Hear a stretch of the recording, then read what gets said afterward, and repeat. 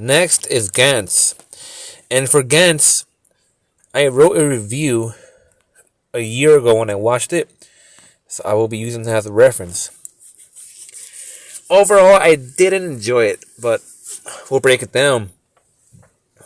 So I thought it had a really good first episode. I liked how it shows what people were thinking. This makes the characters more human and touches on sensitive subjects, such as how no one wanted to save the homeless man that drunkenly fell in the subway tracks. People wanted to, but they were all scared and they're just expecting someone else to do it. This reminds me of a murder that happened where a woman was stabbed to death in a complex surrounded by people, and even though she was crying for help, no one helped her because they were scared and just expected someone else to do it, because no one wants to be the first one because they just see themselves getting killed. So that's a lot to think about. Kay is, as a main character, he was alright. It's funny how he is into buying those lewd magazines and how desperate and perverted he can get with Kishimoto. It looks like he was a daring and adventuring youth, but lost that aspect of himself and had yet gained it back. Or, I guess, kind of gained it back throughout the show. Towards the end, he was pretty cocky and admires being praised, similar to Shinji or Naota from FOCO.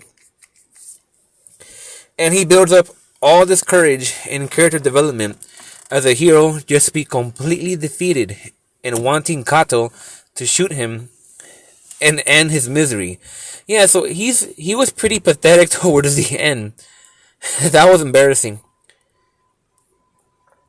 Of all the aliens, I liked the first one the most. It was just bizarre seeing that little green alien keep saying, "Take my green onions," and he looked like one of my coworkers. Anyhow, once they kill my little green coworker, they move on to this big green giant, and it starts the battle between the aliens, the real battle. Kato was a wimp and couldn't shoot his gun. Kishimoto was useless and just screamed and hid the whole time. And the fight looked more like a Scooby-Doo chase scene because no one knew what they were doing. The little kid veteran that knew what was going on but didn't like or tell anyone what he knew seemed mysterious and powerful, just to be annihilated by the robo with the strong sonic attacks. Pretty embarrassing too. I didn't see the point. I didn't see the point of the old lady. I didn't see the point of the old lady and the crybaby kid. Their character development went nowhere, and they just ended up getting sound blasted to death in a garage. Kishimoto I found interesting in the beginning with how she committed suicide and had issues in her family because of her successful sister and her mom that saw her as a complete failure. Her and Kay had an awkward relationship. How she described herself as his pet and even let Kay feel her up that night in his bed. Yeah, like Kay pretty much tried to light Yagami like just as planned his way into Kishimoto's pants, and it was shameless. Towards the end, she was basically, I'm telling you, her character was useless. She was good for nothing, and she died pathetically. She didn't do anything but scream the main character's name, be useless, and hide. I was surprised they killed her off. Yeah, because she was basically like the running fan service idol, you could say. It seemed like she was all for Kato at first, but also had developing feelings for Kay. I don't even know if they pronounce it K. I'm gonna say Kie. I'm gonna say K. So she seemed really jealous of him and Sei Sakuraoka.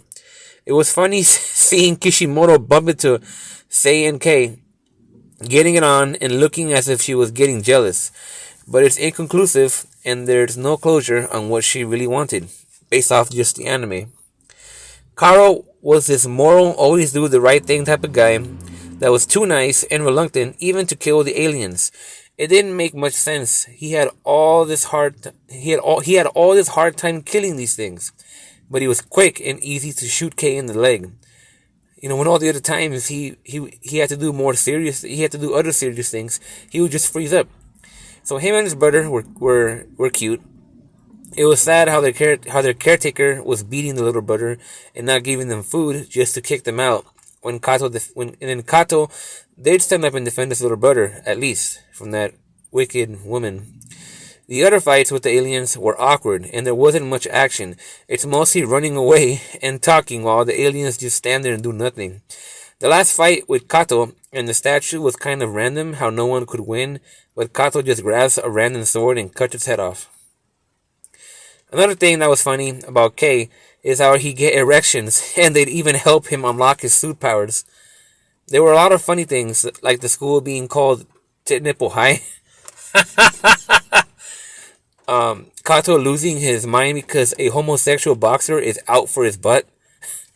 Like, Kato, destroyed this man in, I think in a bathroom stall or something like that. And also how clever and sneaky Kei gets trying to sleep with Kishimoto. Also, Kei trying to fight the robot alien with traffic lights. Oh, this anime was so ridiculous, I'm telling you. Homelessness was also a recurring theme in the series, which was interesting. I couldn't take the statue animations towards the end seriously because they looked like PlayStation 1 cutscenes. And the white karate guy that spoke English was hilarious. Yeah, man, that guy that spoke English, the karate guy, that guy has some funny line. I mean, this anime, I didn't like this anime, but it was funny at least. At least it was funny. At the end, I didn't like how they killed off most of the cast because my favorite characters were the perverted dog, and that dog. I forgot about that dog. That dog be diving in. Also, it's raining. You might be hearing some rain right now. Yeah, but the dog. What a bad boy. And then the model and the stalker. I like that. I wanted to see more of that. And then they killed them both off. And then Sei, with the blue hair that messed around with Kei, she was cool too. And then she got beat by some laser beams. So all four of them getting killed within 2 episodes made me mad because I liked the characters and I wanted to see more of them and what they could do. So Kei being left alone was just a bummer. The anime stops following the manga there. Oh yeah, this is one of those animes that has that out of source material situation. I read ahead into the manga, but it didn't really move me because all the characters I really like were pretty much cut off and didn't come back. Oh man, now the train wreck that is the last 6 episodes. In the last 6 episodes, the last wave had new characters and some that were seen in the first episodes. Gantz making Kei the last alien was a funny twist, and the profile he gave of him being horny and into all these perverted things was funny. If Gantz did one thing right, at least it was funny. The 2 guys that killed the homeless became the villains, and they absolutely deserve to die. The old man who owns the store was annoying because he kept trying to reason with the unreasonable. He got people killed, blamed himself for being too forgiving, and then suicides on the evil kid with the blue hair.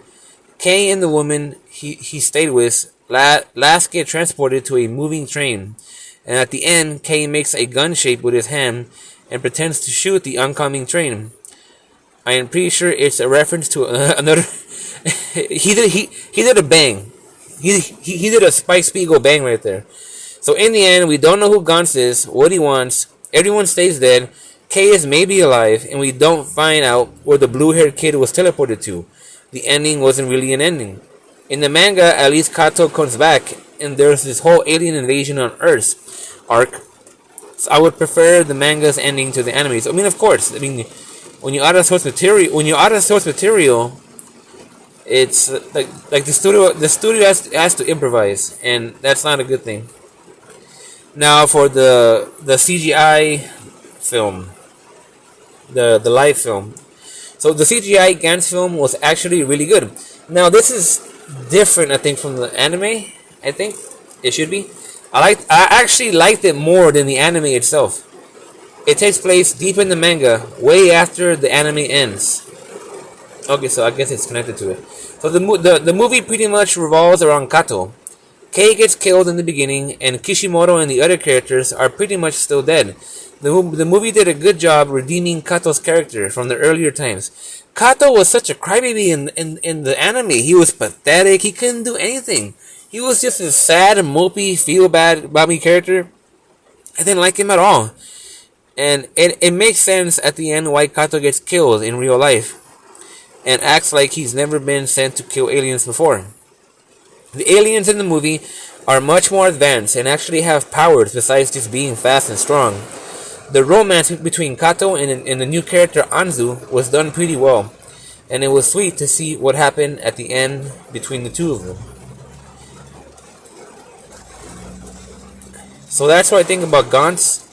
Terrible anime. Just watch the CGI film. But the anime was funny. It was very funny, and it's full of fan service if that's your type of thing. But that's what I think about Gantz, and this rain is getting louder and louder.